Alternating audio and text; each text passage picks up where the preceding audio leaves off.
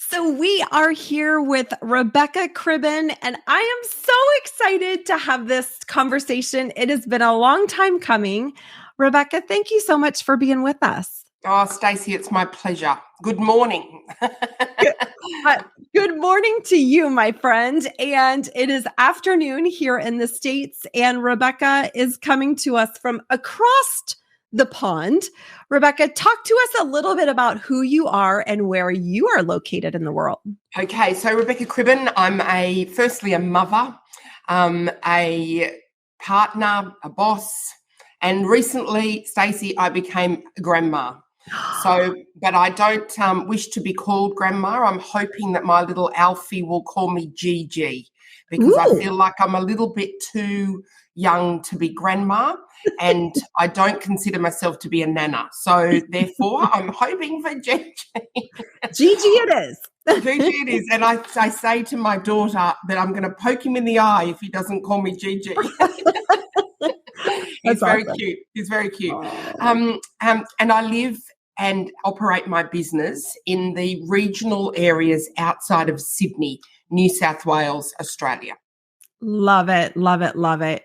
And I'm curious. Okay, let's go the Gigi route for a hot minute because we need to know about this adorable grandbaby. How old is he? Alfie is 8.5 months old. Oh my God. He came as a little bit of a surprise to the family. But my daughter and her now fiance are very happy. We were recently in Mexico and America for a couple of the conferences, and happily they got engaged. And Stacy, one thing that I do want to mention to everybody is that I now have one whole day off a week where I am not capable from 8 a.m. in the morning until 6 p.m. at night of dealing with short-term rental management issues. Monday is mine and Alfie's day, and I think it's the first time in 14 years that I've actually truly had to have a day off and pay attention to someone else. Oh, I love that. Isn't that beautiful? That is awesome. So Alfie lives close by then, I assume. Does. Alfie lived with me for the first 6 months of his life, which was beautiful. A little bit of that time I spent away because I try to travel a bit. But now they've bought a house and they're living just 15 minutes away from me. So it's absolutely perfect. And just secretly, we have another one on the way because this is not a public broadcast yet. But by the time it is a public broadcast, we will have another little grandbaby coming in October. So, oh my gosh. Congratulations. It's a Gigi times 2 then. It is. And it's a big change in my life, which is beautiful, and brought about at a perfect time, I think, when Rebecca was probably ready to think about slowing down just a little bit. Mm-hmm. So let's talk about the early days when you were doing the very opposite of slowing down. How did you get started in the world of short-term rentals? Great. So I was a traditional real estate agent with a traditional rent roll. And a lady came into our office 14 years ago and said, I'm buying a property and I'd like to stay there one weekend a month. Can you help me rent it out for the rest of the month? Now, this was pretty much at the very early days of Airbnb. We didn't list with them.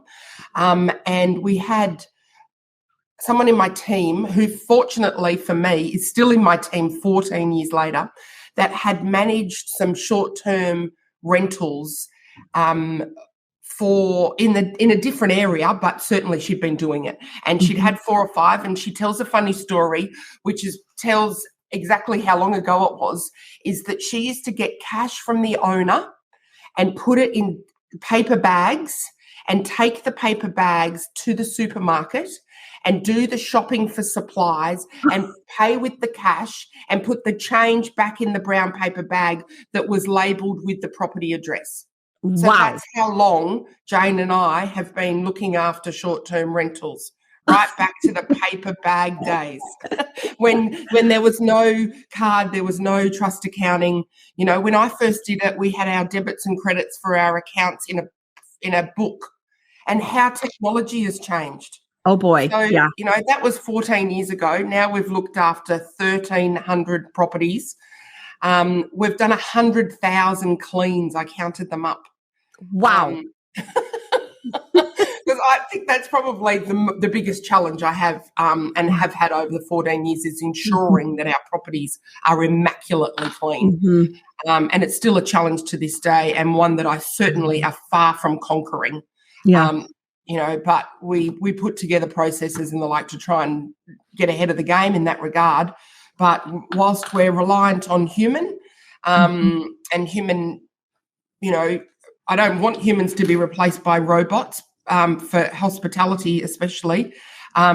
We have those challenges, I guess, and we bring them on and we do our best to try and solve the problems with checklists and guidelines and training programs and lots of feedback and all the rest of it. But still, it's still a challenge, as I'm sure that everybody in your group understands and deals with, unless they, of course, choose to do the housekeeping themselves.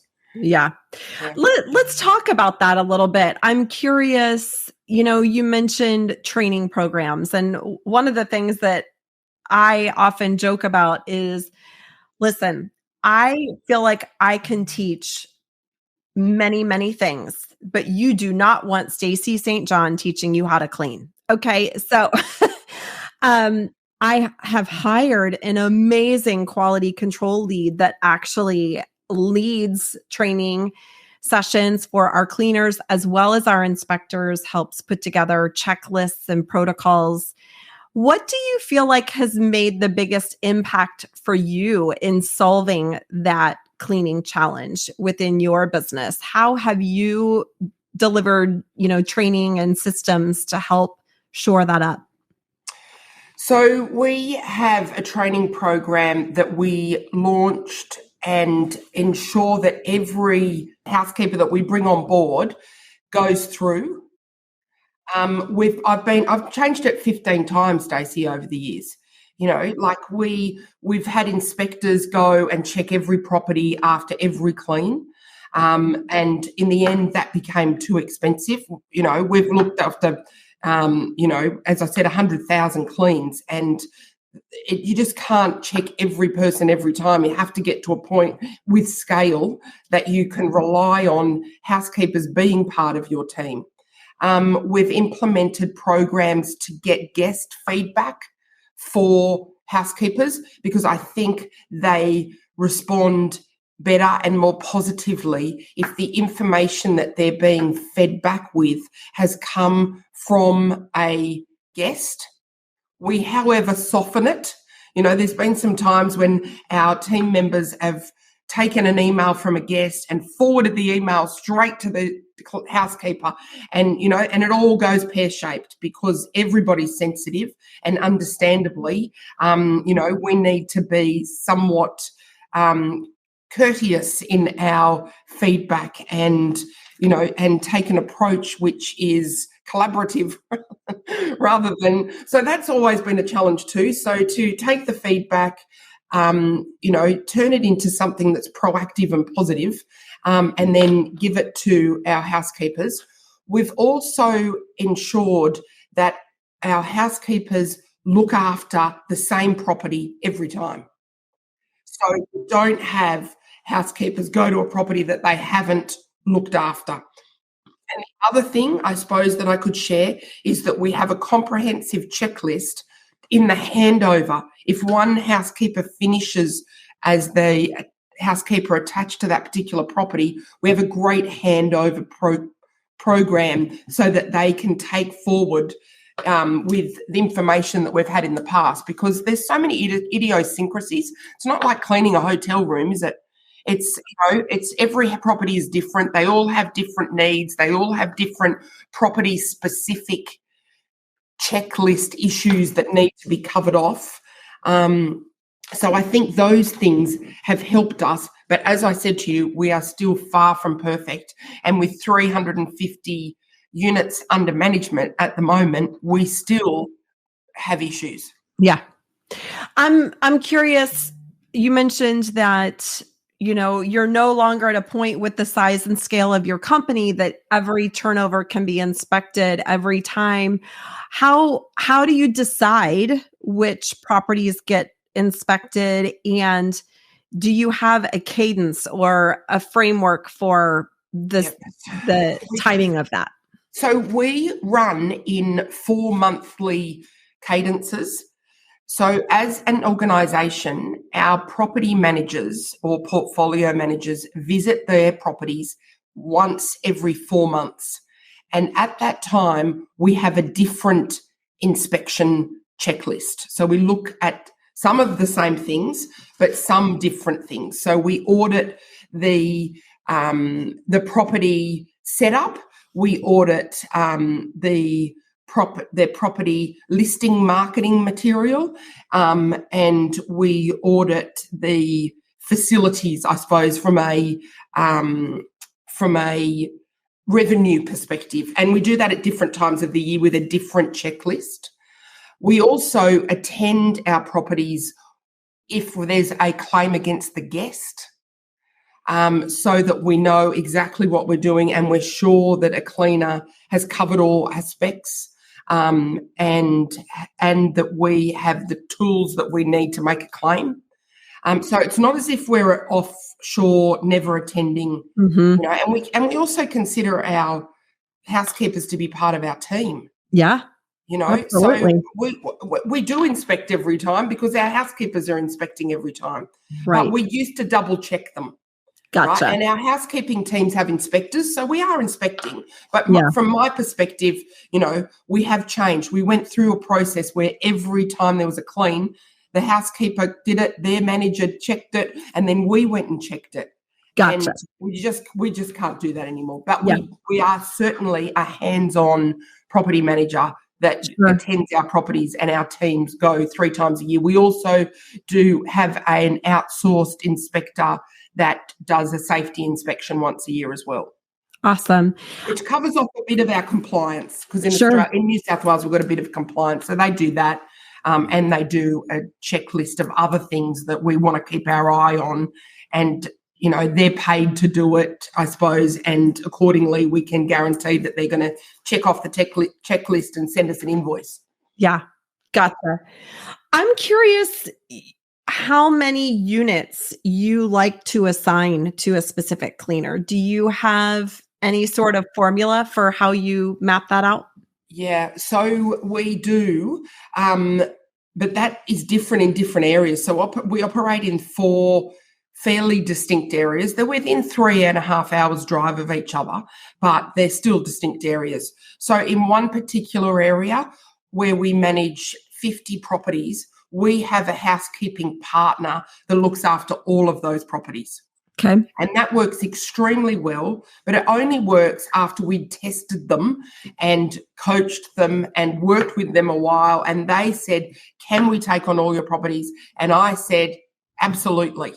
Because it takes a load off me. And, they are there instantly if there's a problem with linen or there's a problem with the housekeeping or something's missing, they go.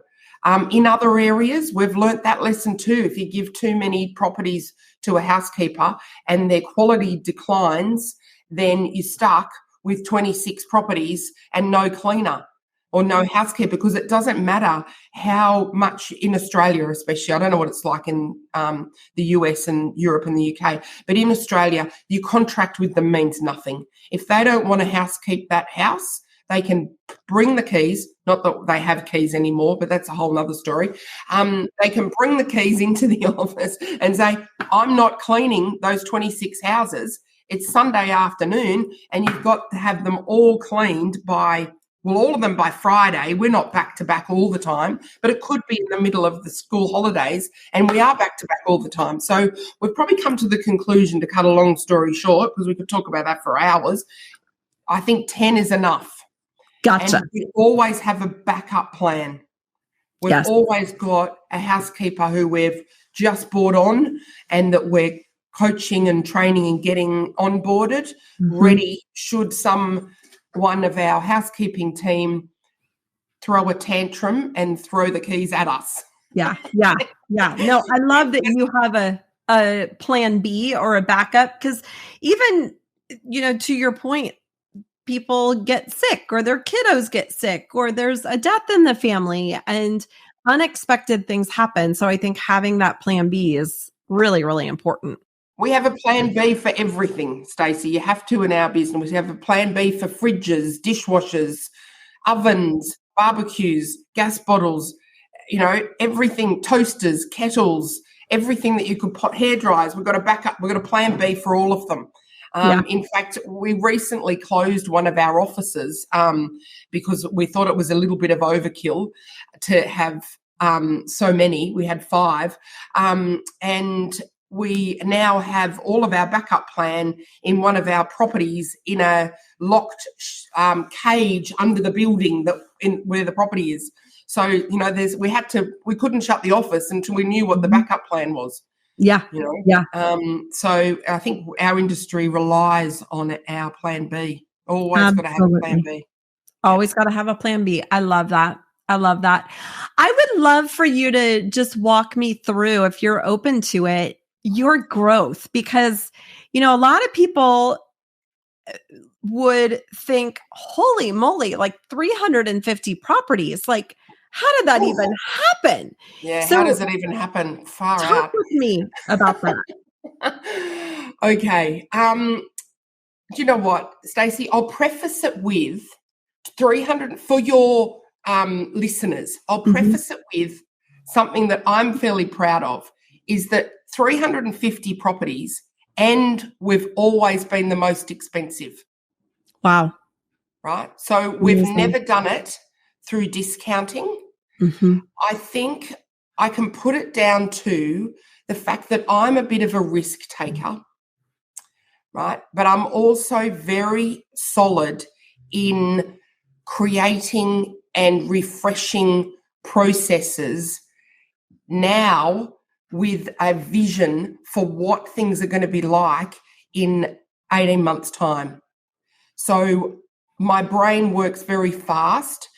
We use a few different personality profiling programs in our business, and in one of them, it describes a person as a mechanic, and that is my profile, right? So I'm a mechanic, so I'm very good at building. So that's the preface of it, right, Rebecca? And of course, I've built the business and I've worked in it. I started it. But I took a risk, and that risk was that I had a very solid plan, because you can't, you don't want to take a risk unless it's calculated, right? But before I could afford to do things, I took the risk and did them. By that, I mean I stepped away from what I wasn't good at and recruited people to do it for me that were good at it. Amen, sister friend. Right? So that is the key to my success and the reason I've got to 350. And the biggest, and I could have had many more, right? But there's been stages, and I'm unfunded, so I've completely funded it all myself. I don't have any business partners. I don't have any funding. I've never taken on anything. So I am not, other than an ex-husband who carries on occasionally still. So that's another whole story about how you can deal with ex-husbands that you work with. I have a talk, and I don't think you've heard it, Stacey, but it's about the 10 lessons that I've learned being a woman and a business owner in the short-term rental market. And one of them, as much as for me, it's my lessons. It's not me telling anybody else what to do. But one of them is don't work with your husband. So I was like, so anyway, that's a whole nother story. He's still my great mate, so that's a good thing, but he's still hanging around as well. And I love him. I don't like him a lot of the time. I still love him. And I've forgotten where I was going now. Oh, yes, I recruited the people to do new business. Right? Love because that. You've got to go out and get listings. And we have been very good at making and building relationships with real estate agents. Because I was a real estate agent, right? So I knew what they were looking for. So we now, and have for a long time, prepare what we call a short-term rental proposal for every house that comes on the market in our areas for sale, and we forward it to the real estate agent that has listed it. So it's a pro forma document. We do an analysis of the property from the photos that we can see on the marketing portals, and we provide a brochure of ours that we provide hard copy, because often they're going to open houses, and I don't know what you call them in America, open houses. Open houses. And our brochure is there on the table, as is the proposal as to what gross income. We don't get into too much detail, but what gross income we believe that property set up with our setup, and we make it very clear they have to take on our advice in order to get that type of income. But if they do that, then this is the gross income, which obviously has some expenses come out of it that they might achieve for that property. So we're actually winning business now before the realtor gets the listing, because they get our pro forma and they say, I'm going to market this property to people who are interested in buying short-term rentals. And it's the one thing that they can compete on, because everyone else can do the same thing, can't they? Right. You know? And another one of my mantras is, he or she who lists wins. Yes. You cannot sell a property from a short-term rental perspective unless you've got the listing. You can't get a booking. It's the same in real estate. He who or she who lists wins. So we've spent money on holiday rental advisors, we call them, because we're mostly in holiday markets. But anybody else could call them a short-term rental advisor, I suppose. And they are the people that understand the market. They go out, they do the presentation about holiday rental specialists, which is my short-term rental management business, holidayrentalspecialist.com.au, which is A for Apple, U for uniform, or AU for Australia. If anyone wants to have a look at that website, it works extremely well. We get 40% direct bookings, which is a whole nother story that we could talk about. Yeah. That's come from a long list of actions that we've taken to promote our business direct, and we charge more to book direct. We charge to book direct, but not as much as Airbnb, Booking, or Verbo. Gotcha. So they charge us about 15 to 18%, and we charge our guests a direct booking fee, service fee of 10%. Gotcha. Yeah. I want to go back to the fact that you put together an STR proposal for every stinking property that comes on the market. Like, just actually executing that. Yeah. I have a full-time VA in the Philippines who's worked for me a long time, and he prepares all of them for us. But if they're a terrible property that wouldn't appeal, or that one that wouldn't appeal, we don't do the proposal. Right? Gotcha. So I think we pump out 100 a week. I'll be darned. Yeah. And you are direct mailing them to the agent? You're presenting your email hand? them to the agent, and we hand deliver them. Oh, I love that. Right? We email them and we hand deliver 5. Right? I love that. They can email them out to their clients, or they can have them at the open houses like we talked about. So good.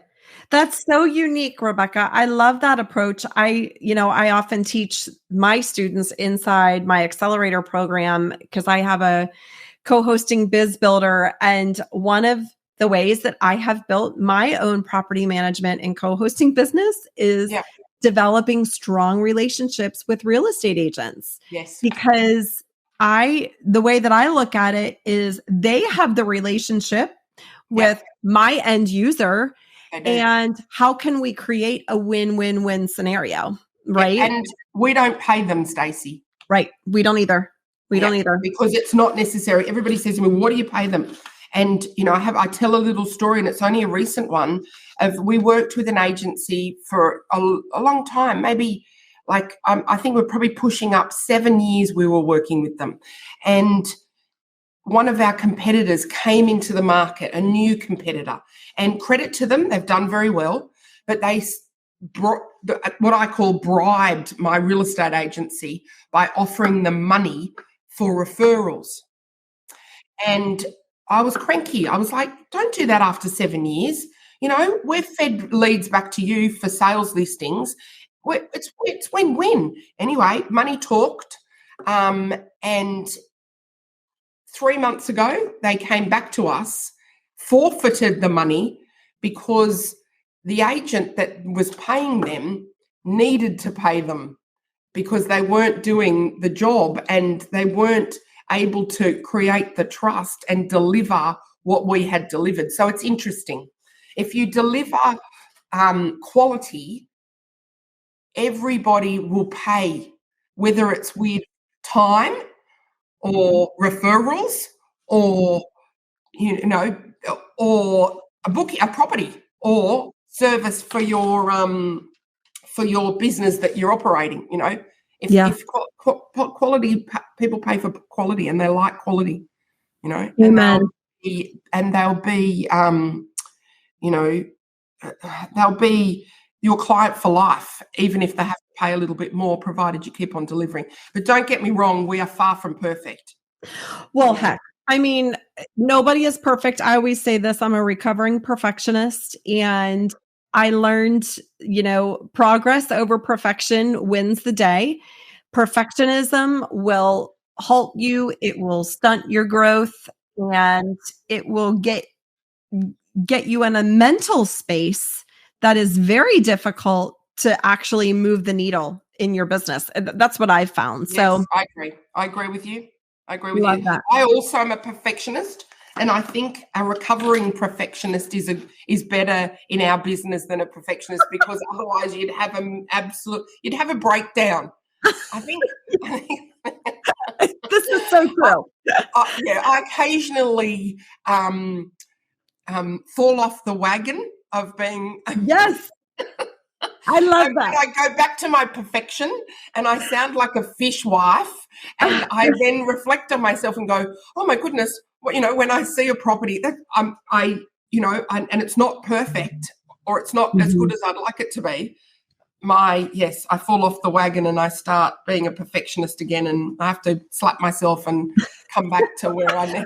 I feel like we need to have like a Perfectionist Anonymous program, 12-step program, like they have for Alcoholic Anonymous. I agree with you. AA. Yes. Oh my gosh, that's so funny. I want to also touch back on something that you mentioned a few minutes ago, and I also am 100% in alignment. And you talked about focusing on process. One of the things, again, that I love to teach is that when you focus your efforts and your energy on process, the results will come. How did you decide that focusing on process was right for you? Was it something that was just natural and inherent for you, or did you learn that from someone else? Talk to me a little bit about how that came to life for you. I think it's inherent. However, in the early days when I was working with Jane, who is the lady that I told you that I've been working with for 14 years, the whole time I've been managing short-term rentals, she's not a process person, right? So what happened in our business, and we talk about it often, is that she would be out doing something and something would go wrong. And she'd come back to me and say, this has gone wrong. And I'd say, okay, I'll fix the process.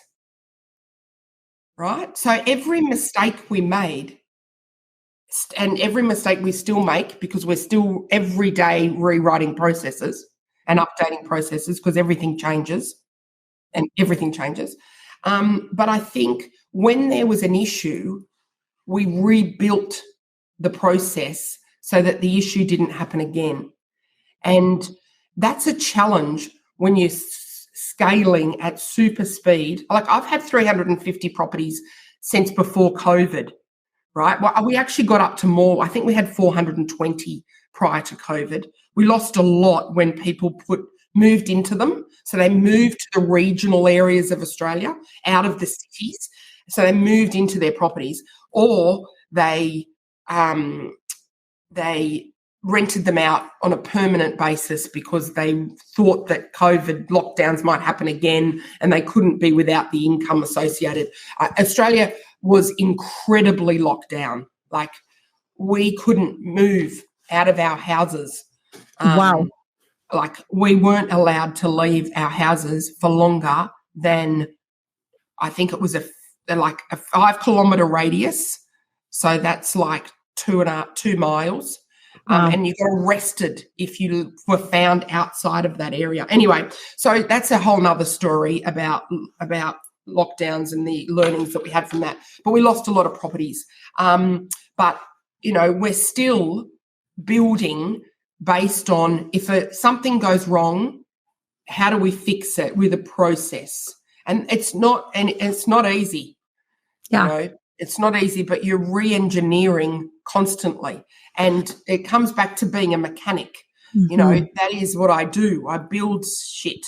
And, that's what I do. But I'm not, and I'm a little bit creative as well, which I think helps. Mm-hmm. Because I know what looks good and feels good, and I'm neurotic as far as cleanliness is concerned.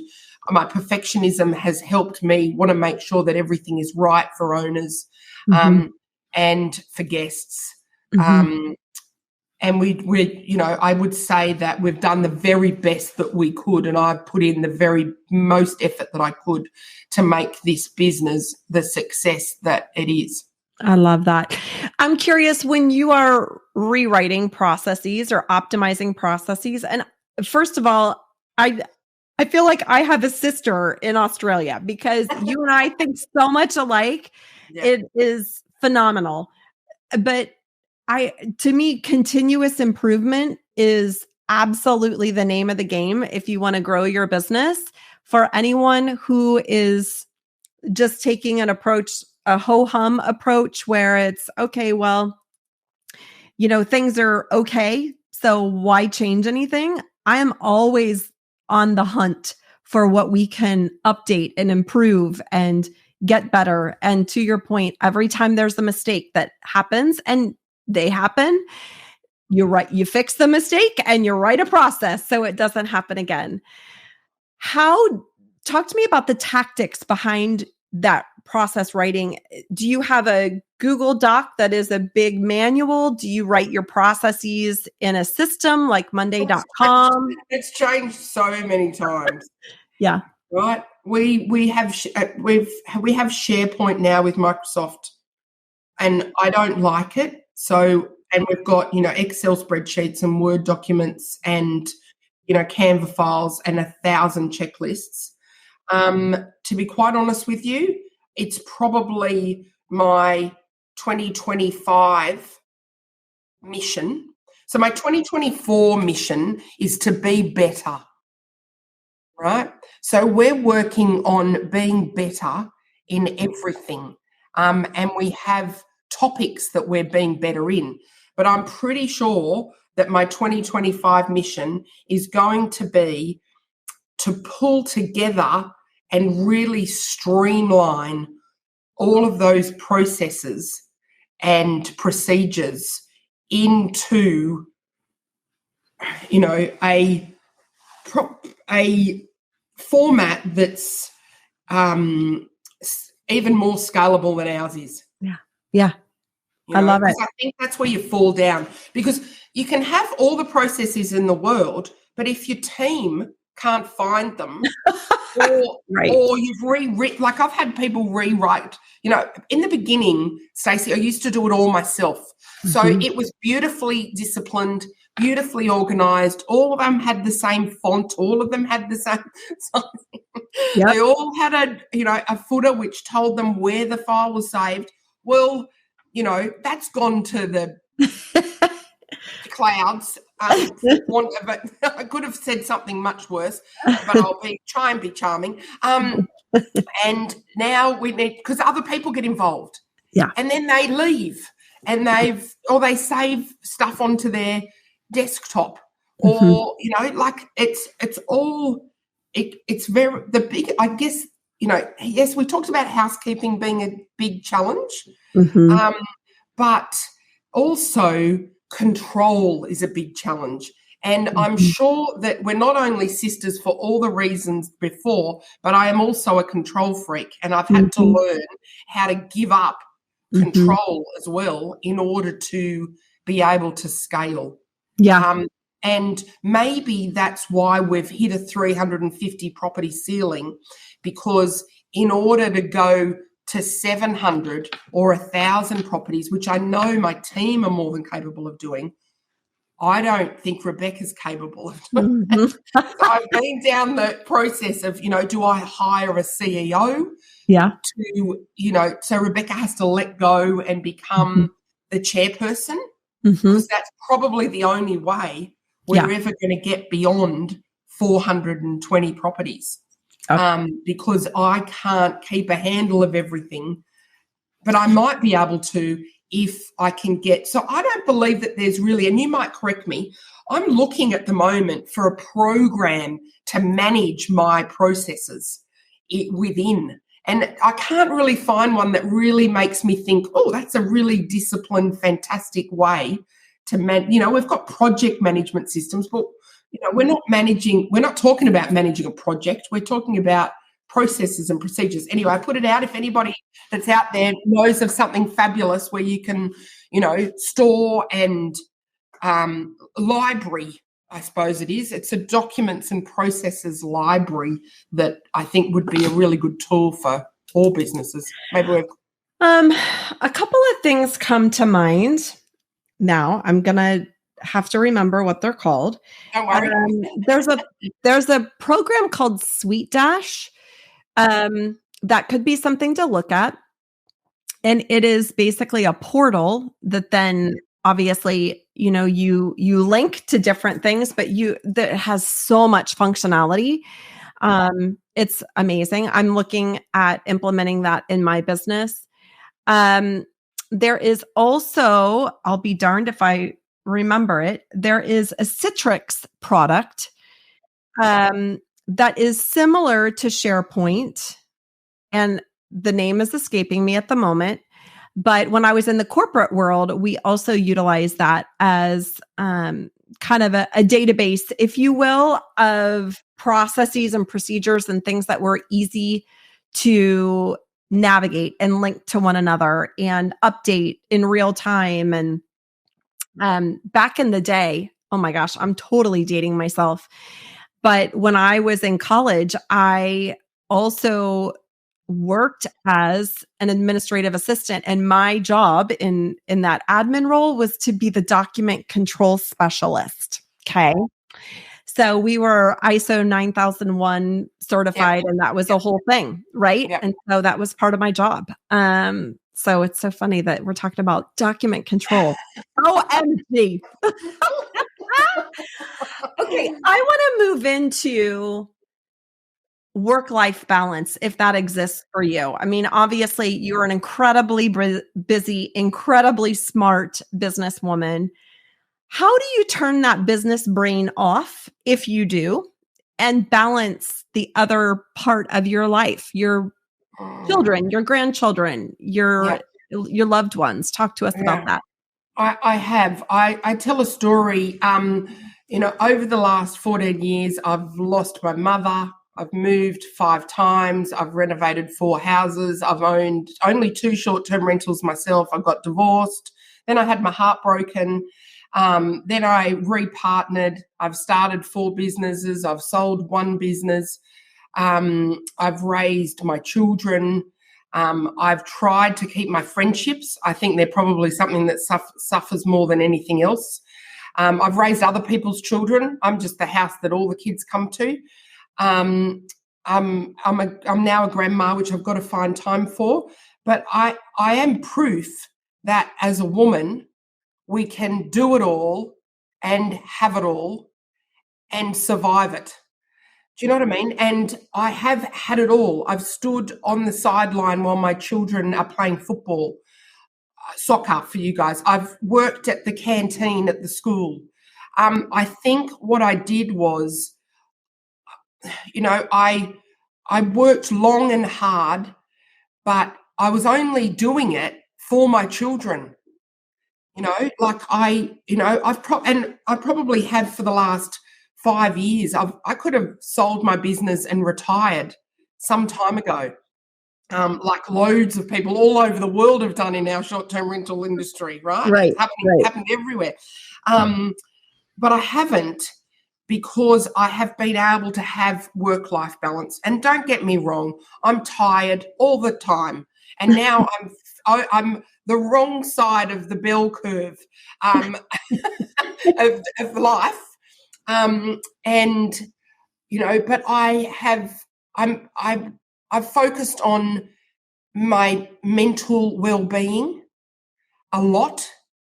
I talk to myself about, loving myself first and foremost. I'm grateful. I am disciplined in my approach to work and life balance. I have a very controlled diary, and people laugh at me because I'm planning 2026 right now. Right? Right? And my friends say to me, how can you do that? I say, if I fucking don't do that, then I'm not doing anything except working. Right? If it's in the diary, I make it happen. Yeah. Right? Yeah. So I prioritize my diary, Mm-hmm. if I'm never late, I'm always there. If I say I'm going to be there, I'm going to be there. So and also a philosophy that I've had, not for the whole time, but maybe in the last half of my working career when I had children, was if I don't do it right now, nobody is going to die. Right? I am not a surgeon. Right? So unless the waters burst at one of the properties that I was looking after and no one else was available to deal with it, and I was at canteen serving the kids, then I've always had my phone, and my family and my friends look at me down their nose, the fact that I'm always on my phone. But I'm quick, and I respond, and I get shit done. And accordingly, I've been able to create a life that is pretty amazing. That's so cool. Such an inspiration. And I think that, again, anyone who's listening knows that Rebecca just unpacked what it's like to be a boss lady. I mean, and a boss lady can be the boss lady of her career and her business, but you can also be the boss lady who takes control and intentionally spends time with the people she loves, doing the things that she loves. So I have so much respect for you, Rebecca. That is amazing. Amazing. Thank you. I want to talk to you. I hear that you are doing some charity work in South Africa. Tell us a little bit about that. After all that, it was time to, and I've done lots of sponsorships and, the local football club and run, fundraising events and all the rest of it. But to try and keep a very long story short, just before COVID, I was blessed to be able to be invited to meet Richard Branson and go on a tour to South Africa with 20 fellow Australian entrepreneurs with Richard Branson's charity, Virgin Unite.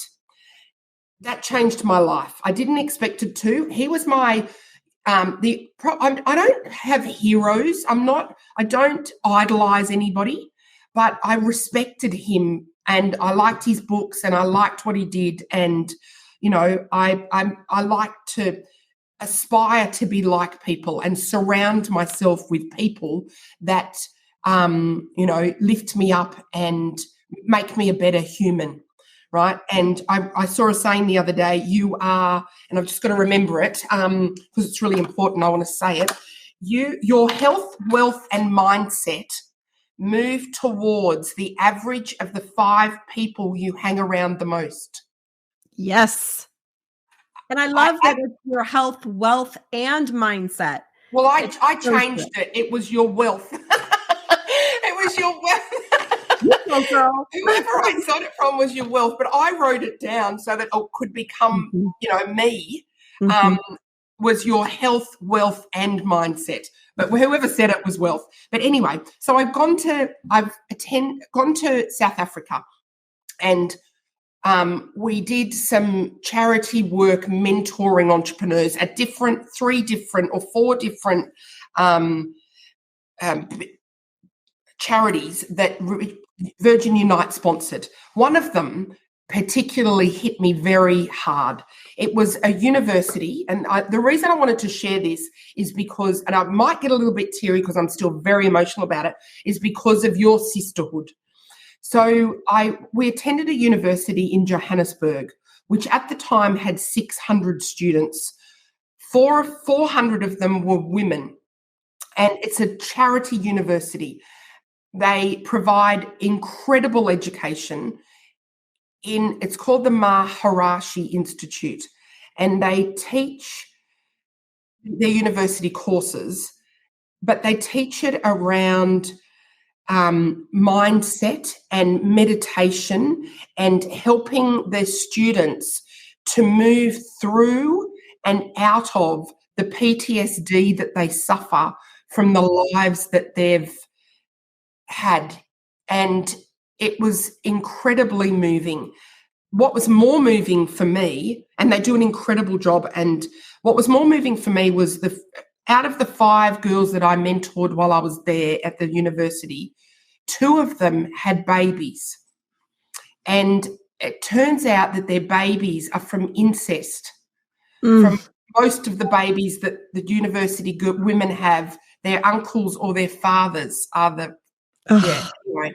So anyway, that was all terrible. But then we went to the Soweto where they lived, and they took us to one of the girls that had a baby took me to her house, and how these beautiful women come to university in beautiful, clean, white linen clothes is beyond my comprehension. They live in brown dirt and they don't have a washing machine. Anyway, their children were left in very precarious places in order to be educated so that their mothers could get educated. One of the stories that I heard just reeked of pedophilia and child trafficking to me, and it happens all the time there. So now Stacy and Stacy's, sisterhood of powerful, beautiful STR women, I have a preschool in Johannesburg that I funded, and it's been in operation for a year.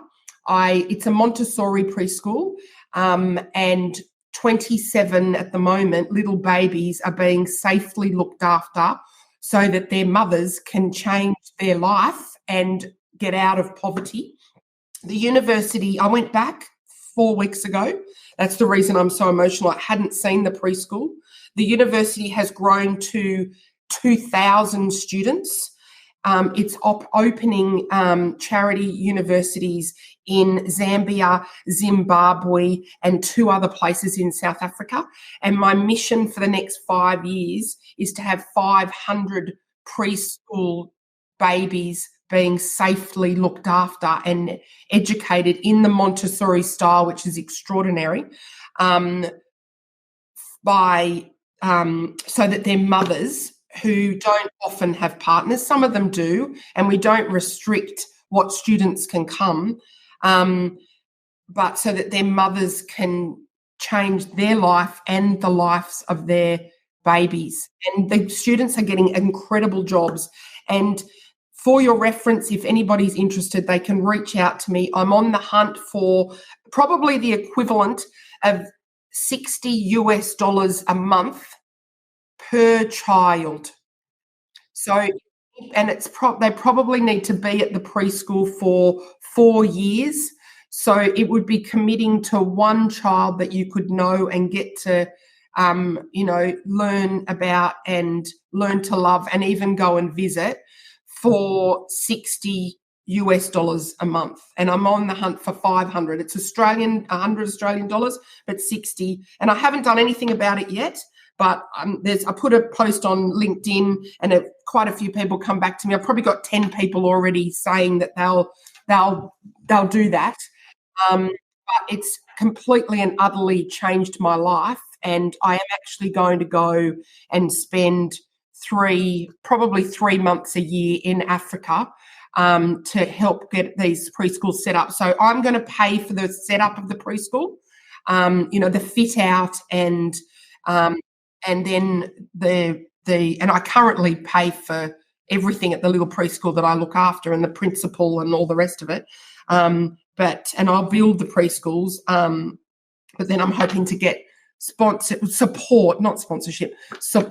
from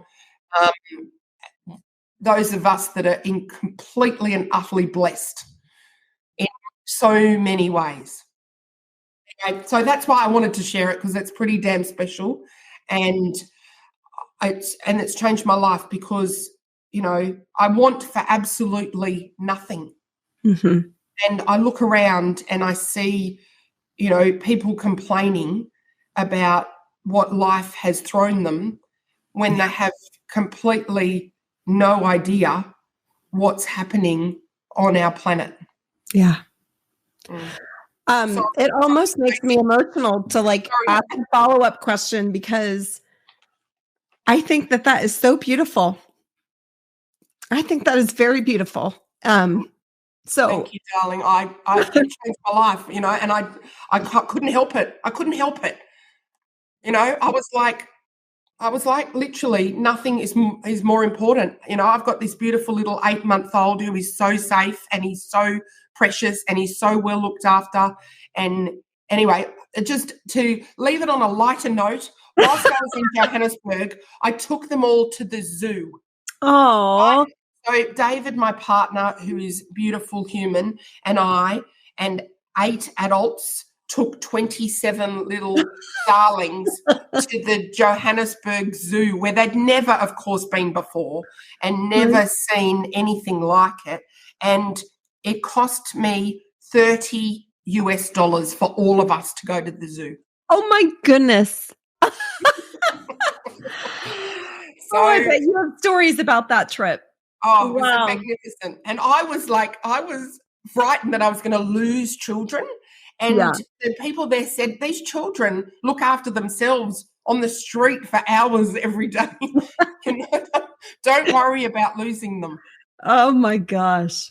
That's so great. That's so awesome. Well, I have a few other questions for you, but I would definitely love to have you share information about how to get folks plugged into supporting that. I want to move to the lightning round. Okay. So I'm going to ask you a series of questions, and I'm going to just ask you to answer with the very first thing that comes to mind. First one is, where is your favorite place to vacation?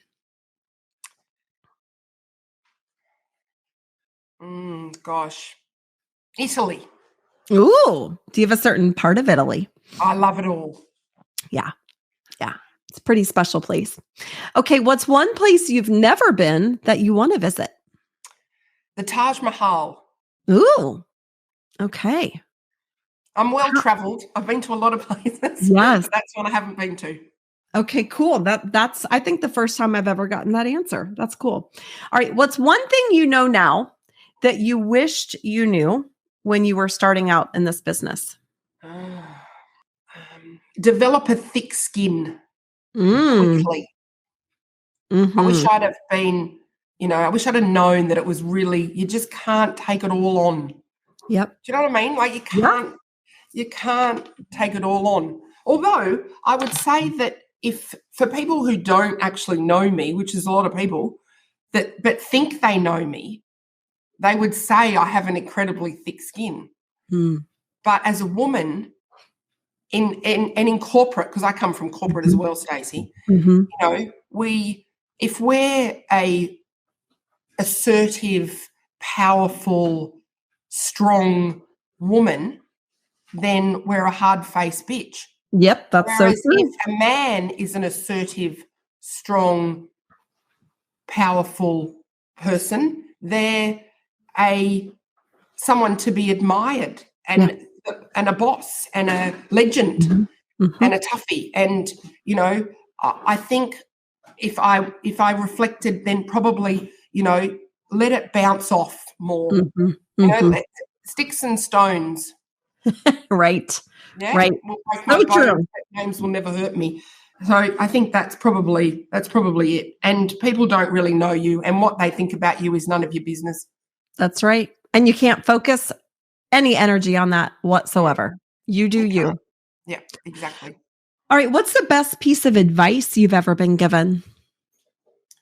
A long time ago, one of my bosses in corporate said to me a story, Rebecca, what's the best way to get to Carnegie Hall? And I went, I don't know, like be a good actor, be a performer, whatever. And he said, no, practice, practice, practice. Amen.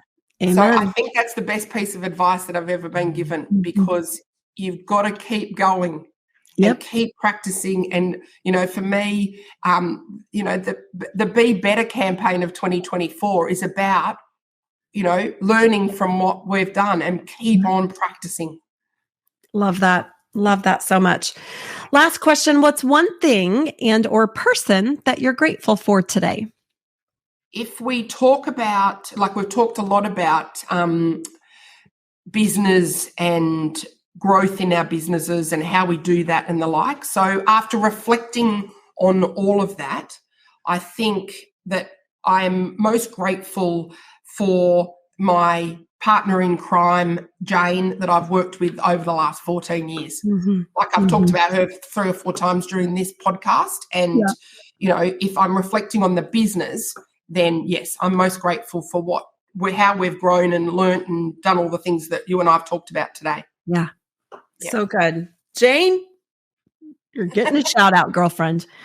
Okay. So Rebecca, I'm curious if anyone wants to find out about your charity work. I also know that you've just launched a coaching program for property managers. If they want to learn more about you in general, what is the best place for folks to find you online? I guess they can find me probably best on LinkedIn, Rebecca Cribbin, and I'm sure that you will have my name typed correctly. Cribbin is Cribbin. Find me on LinkedIn or Facebook. But also there's both of my websites, which you could reach out to me if you wanted to, which are pretty similar, holiday rental specialists, plural.com.au.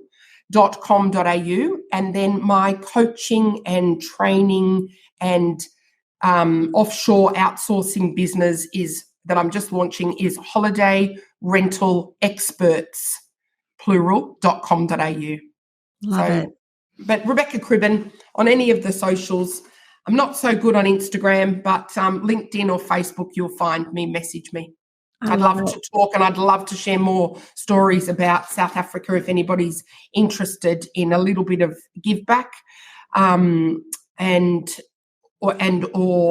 wants to hear more about my stories and how I've grown my business over the last 14 years with my coaching programs. But they're specific to property managers. Okay, cool. Rebecca, this has been such a fun conversation, and I am just, so inspired by your success. I just want to congratulate you on everything you have accomplished to date and everything that I know you're going to continue to do. So thank you so much. Thank you, Stacy. Have a lovely evening, and I look forward to seeing you somewhere in the world very soon. I love that.